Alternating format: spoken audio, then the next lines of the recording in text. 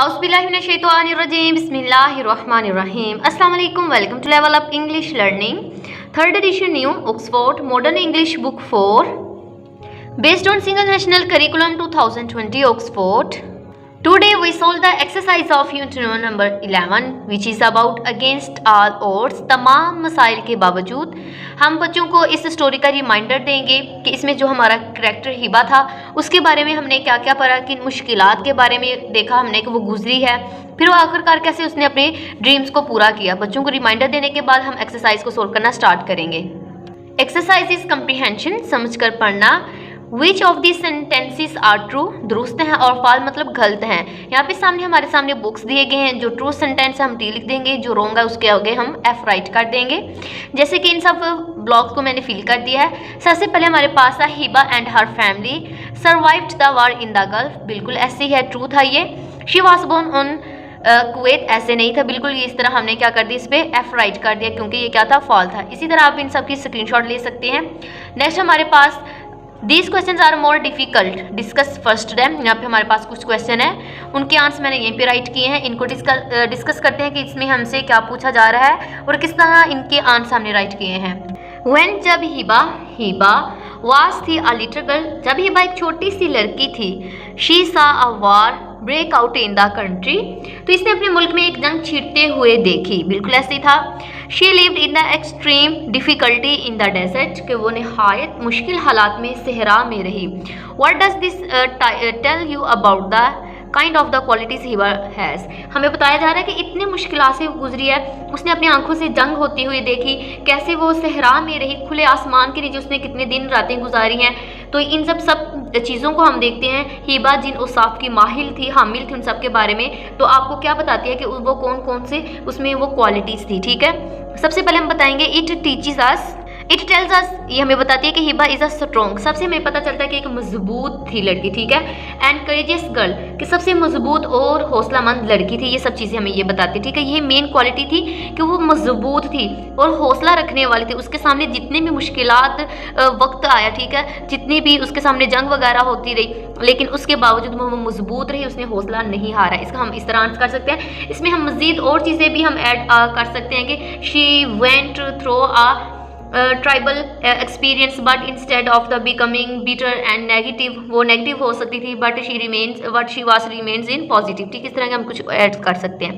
Next हमारे पास है if Hiba would have given up on her dreams, कि अगर हिबा अपने ख्वाबों से मतलब उसे छोड़ देती, जो उसके ख्वाब थे उसे पूरा करने की जो उम्मीद थी उसे छोड़ देती थी, गिव अप कर देती थी। She would never have become a engineer at NASA. What lesson does her story teach you, वो बताते हैं कि अगर वो नासा में इंजीनियर ना बनती, इस कहानी आपको फिर क्या सबक देती। अभी तो हमें सबक मिला ना कि हमें कभी भी उसने किस तरह अपने कभी हार ना मानी, उसने अपने ड्रीम्स को पूरा किया। तो अगर वो ना कर पाती तो इस कहानी से हमें वो क्या सबक देती। द स्टोरी टीचेस, हमें ये सिखाती है टू वर्क हार्ड, हमेशा सख्त मेहनत करो। ठीक है, एंड नेवर गिव अप, और कभी भी हार मत मानो। ठीक है, यही हमें ये सबक मिलता है कि कभी भी हार नहीं माननी चाहिए। जो आपकी ड्रीम्स है उसके लिए हमें कंटिन्यूसली मेहनत करनी पड़ती है और एट द एंड क्या होता है, हम अपने ड्रीम को पूरा कर लेते हैं। नेक्स्ट है वर्किंग विद वर्ड्स, लफ्ज़ों के साथ काम करना। यहाँ पे बताया जा रहा है astronomy is the study of the stars, जो फल्कियात का जो होता है वो क्या होता है, सितारों का मुतालिया होता है।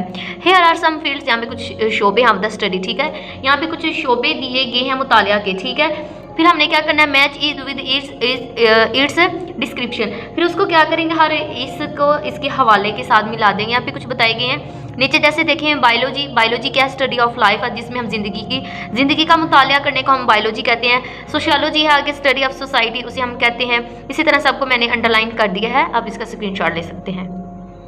नेक्स्ट है यहाँ पे कंपाउंड वर्ड्स, मुरक्कब अल्फाज। कंपाउंड वर्ड्स बेसिकली क्या होते हैं, मतलब दो अल्फाज होते हैं, जब उनको मिलाया जाता है आपस में, उनको जोड़ा जाता है तो एक नया वर्ड क्रिएट हो जाता है। जैसे देखें फुट, ठीक है, अलग एक वर्ड है जो अलग एक मीनिंग रखता है, बॉल एक अलग है। जब दोनों को मिलाया जाता है तो एक नया वर्ड क्रिएट हो जाता है, फुटबॉल। इसी तरह देखिए होम मीन्स क्या होता है, काम, घर होना। वर्क मीन एक काम है, जब होमवर्क हो तो घर का काम हो जाना। ठीक है, ये वर्ड अपनी एक अलग मीनिंग रखता है और इसी तरह वर्क एक अलग मीनिंग रखता है, लेकिन जब दोनों को मिलाया गया तो एक नया वर्ड जनरेट हो जाता है। इसे हम क्या कहते हैं, कंपाउंड वर्ड्स कहते हैं। इसी तरह यहाँ पे हमारे पास कॉलम ए कॉलम बी है। इनको क्या करेंगे, आपस में मिलाएंगे। जो इनसे वर्ड क्रिएट होते हैं मैंने सामने लिख दी हुई है, ठीक है। स्ट्रॉबेरी का लिखा है, देखिए, फिर गोल्ड फिश है, सनफ्लावर, इसी तरह इन सबको मैच कर दिया गया और साथ में इनके वर्ड्स को राइट कर दिया गया है। इसी तरह नीचे कुछ हाइफन का बताया गया है कि हाइफन कब हम यूज़ करते हैं, ठीक है। जैसे कुकिंग ऑयल है, इसी तरह जब हम एक सेंटेंस राइट कर रहे हों और लाइन भी पूरा ना आ रहा तो कुछ स्पेलिंग उसके आगे वाली लाइन पे हम राइट करते, तब भी हम हाइफन वगैरह को इस्तेमाल करते हैं। चौथा कंपाउंड, एक कंपाउंड लफ्ज़ को क्या मुंतखब करेंगे फ्रॉम एक्टिविटी ए बी, जो ऊपर दी गई है, ठीक है, column A B, and write 3 sentences showing the different meanings of the separate word of the compound word. कि फिर हम क्या करेंगे कि अलग अलग लफ्ज़ों और मरकब लफ्ज़ के मानी ज़ाहिर करने वाले 3 जुमले लिखेंगे। इसका क्या मतलब है, देखिए यहाँ पर हमारे पास देखिए गोल्ड फिश है। अब हमने क्या करना है, सबसे पहले ये ए है, ये बी है, फिर जो नया वर्ड क्रिएट हुआ उससे हमसे गोल्ड फिश, ये थर्ड हो जाएगा। इसका मतलब यह है कि पहले हम गोल्ड के ऊपर एक सेंटेंस बनाएंगे, फिर हम क्या करेंगे, फिश के ऊपर एक सेंटेंस बनाएंगे, फिर जो नया वर्ड क्रिएट होया है जो कि कंपाउंड वर्ड है, जो कि है क्या है, गोल्ड फिश है, तो उसके अबाउट हम ये बढ़ देंगे। इसका ये मतलब है कि जैसे देखिए हमारे पास कॉलम ए है, यहाँ पे हमारे पास कॉलम बी है। यहाँ पे देखिए कॉलम ए में हमारे पास वर्ड था गोल्ड और बी में क्या था, फिश था, और जो नया कंपाउंड वर्ड था हमारे पास, जो नया वर्ड क्रिएट होके आया वो हमारे पास आया गोल्ड फिश। अब हमने क्या करना है, जो कि हमें कहा जा रहा है कि जो पहले हम गोल्ड के ऊपर सेंटेंस बनाएंगे कोई भी, फिर हम फिश के ऊपर सेंटेंस बनाएंगे, और जो नया वर्ड क्रिएट हुआ था जो कि क्या था, गोल्ड फिश था, फिर इसके ऊपर सेंटेंस बनाएंगे। मतलब इस तरह हमारे पास 3 सेंटेंस आ जाएंगे। क्लास के ऊपर सेंटेंस बनाएं, फिर रूम के ऊपर सेंटेंस बनाएं, फिर उसके बाद क्लासरूम के ऊपर हम सेंटेंस बनाएंगे। इसी तरह इसका एक एग्जांपल मैंने सोल्व किया है, उसे बताती हूँ आपको। सबसे पहले देखिए गोल्ड था, ठीक है, gold is a precious metal, ठीक है, गोल्ड, फिर उसके बाद क्या था, fish, the fish live in the water. इसका हो गया, दोनों को हो गया, गोल्ड का भी हो गया, फिश का भी हो गया कि gold is a precious metal, सोना एक कीमती धात है। The fish live in water, मछलियाँ पानी में रहती हैं। I have a gold fish as a pet, मैंने एक गोल्ड फिश पाल रखी है। गोल्ड के ऊपर सेंटेंस, फिश के ऊपर सेंटेंस, फिर जो नया वर्ड क्रिएट हुआ था जो कि क्या था, गोल्ड फिश, फिर उसके ऊपर सेंटेंस। इसी तरह अब हमने क्या करना है, सब के ऊपर, रेन के ऊपर, फिर बो के ऊपर, फिर रेनबो के ऊपर, ठीक है, सन के ऊपर, फ्लावर के ऊपर, फिर सनफ्लावर के ऊपर, इस तरह हम सेंटेंस मेकिंग करेंगे। नेक्स्ट हमारे पास है लर्निंग अबाउट लैंग्वेज, जबान के बारे में सीखना। आईएनजी से पहले देखिए छोटी सी हाइफन लगाई गई, मतलब इससे पहले कुछ वर्ड लगाया जाएगा, फिर लास्ट पे आईएनजी होगा, ठीक है, कुछ लेटर्स लगाए जाएंगे, फिर एक वर्ड क्रिएट होगा जिसे हम क्या कहते हैं, आईएनजी। पार्टिसिपल सिफ्ते फेली कहा जाता है, ठीक है। यहाँ पे बताया गया प्रेजेंट पार्टिसिपल है, इज अ फॉर्म और a word that ends in ING, it is use with the verb to be, ठीक है। इसका बताया जा रहा है कि इसे हम कैसे इस्तेमाल करते हैं और कहाँ करते हैं। नेक्स्ट देखिए हमें कहा जा रहा है कि अंडरलाइन, ठीक है, अंडरलाइन करें, मतलब नीचे लकीर जैसे हम लगाते हैं वो लगाएं, ठीक है। The present participle in the following sentences, कि मदरजा झैल जुमलों में सिफ्ते फेली हाल के नीचे लाइन लगानी है, ठीक है, आपने इस तरह लकीर लगा देनी है।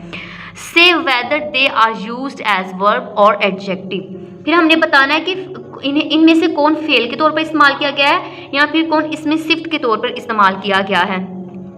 प्रेजेंट पार्टिसिपल को क्या करेंगे, अंडरलाइन कर देंगे, फिर जो अंडरलाइन करेंगे हम बताएंगे कि जो ये प्रेजेंट पार्टिसिपल है किसके तौर पर इस्तेमाल हुआ है, वर्ब के तौर पर इस्तेमाल हुआ है या फिर एडजेक्टिव्स के तौर पर इस्तेमाल, क्योंकि जो प्रेजेंट पार्टिसिपल है वो क्या है, वर्ब के तौर पे भी इस्तेमाल होता है और एडजेक्टिव के, ठीक है, हम बताएंगे कि ये एडजेक्टिव के तौर पर इस्तेमाल हुआ है या फिर वर्ब के तौर पर इस्तेमाल हुआ है। If they are used as verbs put a circle around the object, अगर कहा जा रहा है तो अगर मफऊल, अगर ये क्या फेल के तौर पर इस्तेमाल हुआ, ठीक है, if they are used as verb, क्योंकि दो ही चीज़ें कहा ना हमारे पास कि प्रेजेंट पार्टिसिपल वर्ब के तौर पे इस्तेमाल होगा या फिर एडजेक्टिव, तो हमने बताना ये वर्ब है या एडजेक्टिव है। अगर ये वर्ब के तौर पे इस्तेमाल होगा तो हम क्या कर देंगे, सर्कल कर देंगे, ठीक है, सर्कल कर दें around the object. If they are used as adjective, इसके बाद अगर वो एडजेक्टिव के तौर पे इस्तेमाल होगा तो हम क्या करेंगे, draw a box on round the noun, ठीक है, एज दे डिस्क्राइब, जैसे उनको कहा गया है। अब देखें, अब हमारे पास सेंटेंसेस हैं। One day I saw a man reading books, सबसे पहले हमने ये समझना है कि प्रेजेंट पार्टिसिपल कौन से हैं। हर वो वर्ड जिसके लास्ट पे आईएनजी इस्तेमाल किया गया होगा वो क्या होगा, हमारा प्रेजेंट पार्टिसिपल। दोबारा मैं रिपीट करती हूँ अपनी बात को, हर वो वर्ब जिसके साथ आईएनजी इस्तेमाल किया गया है वो हमारा क्या होगा, प्रेजेंट पार्टिसिपल। फॉर एग्जाम्पल देखें, रीड होता है ना, आईएनजी है तो ये क्या प्रेजेंट पार्टिसिपल है। पेंट करना तो आईएनजी है, पेंटिंग ये, ठीक है। Reading, standing. पेंटिंग ING आ रहा है ना, स्टैंडिंग ING आ रहा है, रीडिंग ING आ रहा है, पेंटिंग ING आ रहा है, ठीक है। ये सारे हमारे क्या हैं, ये प्रेजेंट पार्टिसिपल हैं, ठीक है। लिविंग, अप्रोचिंग, ये सब क्या है, प्रेजेंट पार्टिसिपल है। अब ये सारा पता तो चल गया हमें ये क्या है, प्रेजेंट पार्टिसिपल है, ठीक है। इनको अंडरलाइन कर। अब हमने बताना है कि वर्ब के तौर पर कौन सा इस्तेमाल हुआ है और एडजेक्टिव के तौर पर। जो वर्ब वाले हैं उनको सर्कल करना है, जो एडजेक्टिव के तौर पर है उन्हें हम बॉक्स बना देंगे, राउंड ऐसे कर देंगे, ठीक है। यहाँ पे जो है ये वर्ब के तौर पर इस्तेमाल किया गया है, ठीक है। वो मैंने लिख दिया वाल है। देखिए मैंने कुछ बुक को यहाँ पे और यहाँ पे इसे ग्लास को और ब्रश को मैंने क्या किया, बॉक्स बनाए हैं, ठीक है, बॉक्स बनाए हैं। बाकियों को क्या किया गया है, सर्कल किया गया है। मैंने पेंसिल के साथ उसमें हल्का सा कलर काट दिया। यहाँ पे बताएगा ये वर्ब है, फिर वर्ब है, फिर ये वर्ब और एडजेक्टिव दोनों के तौर पर इस्तेमाल किया गया है, फिर वर्ब और एडजेक्टिव के तौर पर है, बाकी ये वर्ब है, ठीक है। फिर इसी तरह वाल है, बुक, वाल, इन सबको मैंने कर दिया है और जिनको बॉक्स बनाया और इसी तरह दूसरों को मैंने हल्का सा पेंसिल के साथ बॉक्स की शेप दी हुई है, ठीक है। आप इनका स्क्रीनशॉट ले सकते हैं। नेक्स्ट है verbs used. Here are some verbs, look at the way in which they are used। कि यहाँ पे चंद अफ़ाल हैं दिए गए हैं और इन्हें किस अंदाज में इस्तेमाल किया गया है। देखिए यहाँ पे हमारे पास एक वर्ब था कीप। हम कीप को डिफरेंट चीज़ के तौर पे इस्तेमाल कर सकते हैं। देखिए कीप को इस्तेमाल करेंगे, इसके ऊपर सेंटेंस मेकिंग करेंगे। We keep a promise, we keep a secret, we keep silent, we keep. यहाँ पे कीप के ऊपर सारा कुछ कर दिया गया, ठीक है। नेक्स्ट है टेक के ऊपर, फिर कॉल के ऊपर है, ठीक है। फिर इसी तरह कहा जा रहा है, नीचे हमें आगे कहा गया है कि आपने क्या करना है, इसमें से कुछ एक्सप्रेशंस को लेंगे, उनके ऊपर हम कुछ सेंटेंस मेकिंग करेंगे। इन सब के ऊपर सेंटेंस मेकिंग ही की है। जैसे देखिए टेक है, यहाँ पे टेक के ऊपर सेंटेंस मेकिंग है, फिर कॉल के ऊपर है। इसी तरह मैंने यहाँ पे खुद से कुछ लिए हैं और उनके ऊपर सेंटेंस मेकिंग की है। फिर आपको बता भी देती हूँ बोल के इसके ऊपर और क्या हो सकता है। देखिए टू कीप आवर प्रॉमिस, ठीक है, तो we should keep our promise, ठीक है। इस तरह हम कर सकते, to keep a secret, we can you keep a secret. To take a walk, we took a walk on the beach. To take medicine, the patient took the medicine.